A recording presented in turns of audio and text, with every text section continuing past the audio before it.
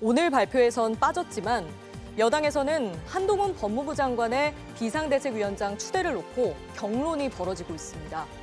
비윤계 의원들이 반대하지만 경론은 아무런 의미가 없습니다. 한동훈이 부인하지 않고 윤석열이 침묵하면 국민의힘 모두가 한동훈 비대위원장은 윤석열 지시로 받아들입니다. 어차피 한동훈은 윤석열의 뒤를 닦아주는 비대 이상의 가치가 없는 사람입니다. 국민의힘의 윤석열과 김건희 뒤를 닦아주는 비대들이 많습니다. 수많은 비대들 중에서 나름 수합이 가장 센 비대로 한동훈이 낙점되었습니다. 비대는 렌탈 기간이 끝나면 새 것으로 교체됩니다.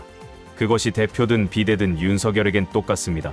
법무장관으로 깐족거리면서 보수 진영의 아이콘으로 더 성장하지 말고 국민의힘에 가서 장렬하게 죽으라고 한동훈이 보내지는 것이지만 그건 윤석열의 속마음 한켠에 있는 것이고 한동훈이 부여받은 임무는 공천에서 윤석열의 사람을 씹는 것과 김건희 특검이 제외되었을 때 국민의힘에서 이탈표를 막는 것입니다. 국민의힘에 입당도 하지 않은 한동훈 법무부 장관에게 비대위원장을 맡기려 하고 당연하다는 듯 받아들이는 모습에 어쩌다 국민의힘이 이 지경까지 되었나 어이가 없지만 정치권 자체를 범죄 집단으로 보면서 신뢰는 일도 없고 선거 경험은 물론 정치 경험도 없으면서 말에서 절제하지 못하는 한동훈 등판은 민주당에게는 매우 좋은 신호라 보입니다.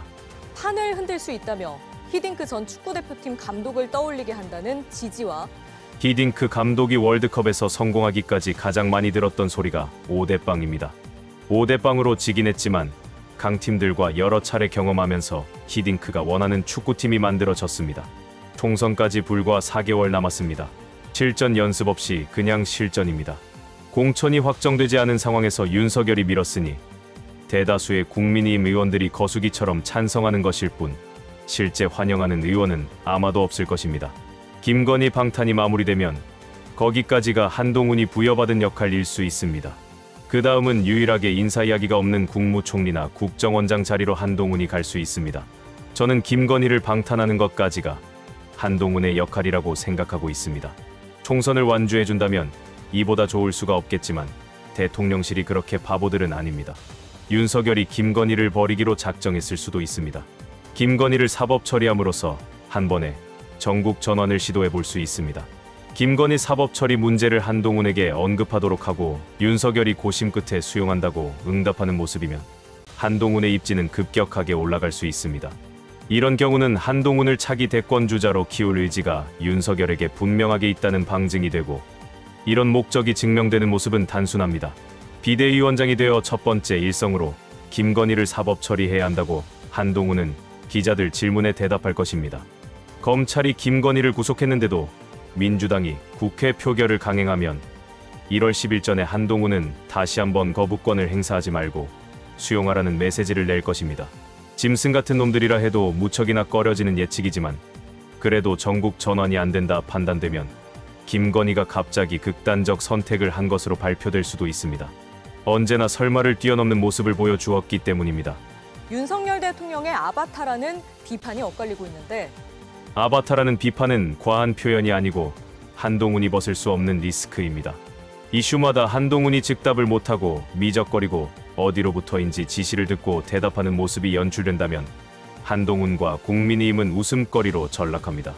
윤석열처럼 한동훈이 말하는 것마다 해명하고 마사지해주는 상황이 발생해도 한동훈과 국민의힘은 웃음거리가 됩니다. 일단 당 내에서는 한동훈 비대위 여론이 좀 더 우세한 것으로 전해지고 있습니다. 좀 더 우세한 것이 아니라 압도적으로 우세합니다. 비판하는 의원은 고작 10명을 넘지 못합니다. 한동훈 법무부 장관은 국민의힘 주류로 분류되는 친윤석열계의 전폭적인 지지를 받고 있습니다. 윤재옥 원내대표 말고는 그동안의 대표는 물론이고 원내대표까지 모두 숙청되었습니다. 장제원, 권선동, 주호영은 물론 초대 비대위원장이던 대가리 뽀개기 전문 정진석도 지금 뭘 하는지 아는 사람이 없습니다. 이런 환경에서 비판하는 의원들이 있다는 것 자체가 대단한 것입니다. 수도권의 판을 흔들 수 있는 인물이다. 한동훈이 김건희를 쳐내자고 주장하지 못하는 한 불가능합니다. 주가 조작 하나로 김건희를 쳐낸다 해도 움직이는 범위는 매우 작을 것입니다. 김건희를 쳐서 판을 흔들려면 뇌물을 받아 창고에 보관한 이력을 미적거림 없이 모두 수사해야 하는데 검찰에서 그것을 건드릴 수 있을까요? 김건희가 디올백 받고 하는 소리를 들어보면 청탁이 오고 간 정황이 뚜렷합니다. 김건희만 수사받아서 끝나지 않습니다. 윤석열과 김건희는 경제와 권력에서 공동체입니다. 주가 조작 말고 검찰이 접근하거나 수사할 수 있을까요? 김건희가 거론된 건은 이것 말고도 한두 가지가 아닙니다.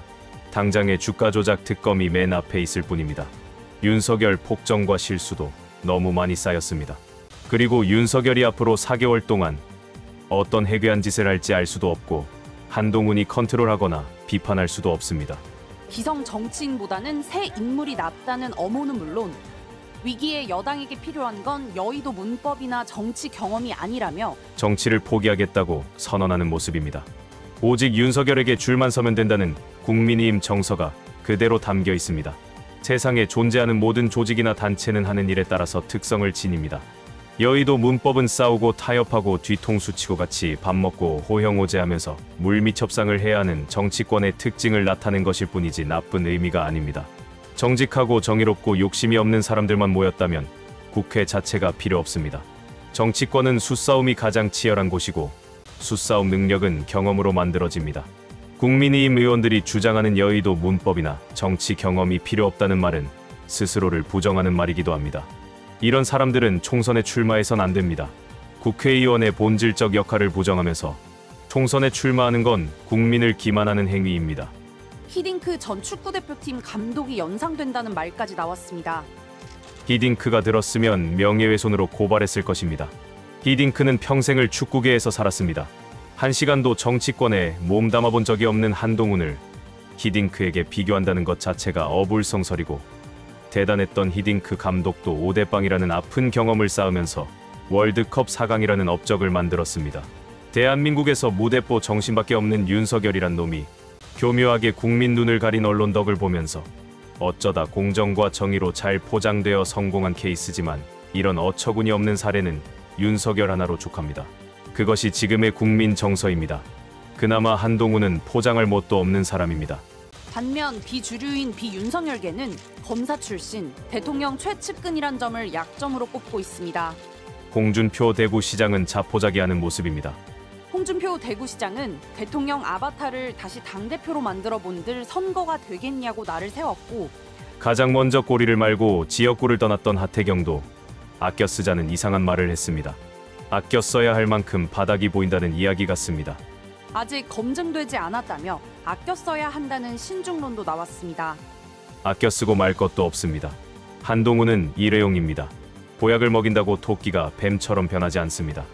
여당의 위기를 불러온 수직적 당정 관계를 바꿀 수 있겠느냐는 의구심도 여전합니다. 이준석은 상당히 애매모호하게 말했습니다. 아직까지 위기의식이 없는 상태의 당정이라고 한다면 한동훈 장관이 정권의 2인자로서 다른 모습을 보이지 못할 것이다. 수직적 당정 관계는 거론하지 않고 정권의 2인자로 인정해주면서 위기의식이 없는 상태를 강조합니다. 바꿔 말하면 위기의식이 있고 판세를 분석할 능력이 있는 사람이 한동훈과 함께하면 성공할 수 있다는 말이 되는데 양고기를 걸고 개고기를 팔고 싶다는 다른 표현으로 들렸습니다. 조만간 한동훈과 이준석이 만나는 모습이 연출될 것 같기도 합니다. 비상대책위원장이 공천관리위원회 구성과 공천 방식 확정에 영향력을 갖는 만큼 영향력을 갖는 정도가 아니라 윤석열 아바타이니 절대적일 것입니다. 양측의 대립은 총선 공천을 앞둔 주도권 다툼으로도 해석됩니다. 주도권 다툼은 말이 안 되는 소리입니다.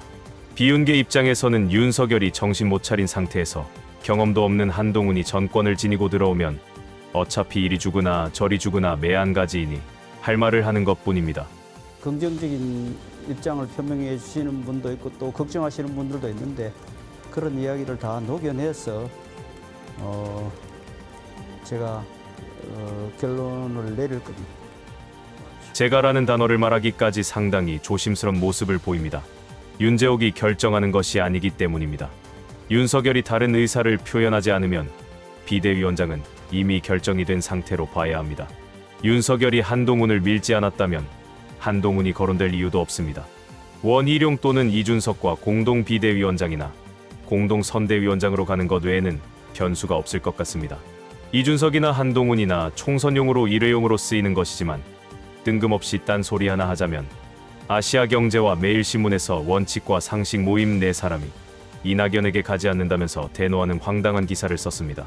그래서 예측해보건대 이낙연 전 대표가 끝내 신당을 창당할 수도 있지만 어쩌면 조만간 정계은퇴를 선언하거나 공동선대위원장이나 고문 비슷한 것을 수락하고 민주당으로 복귀하거나 하지 않을까 생각이 듭니다.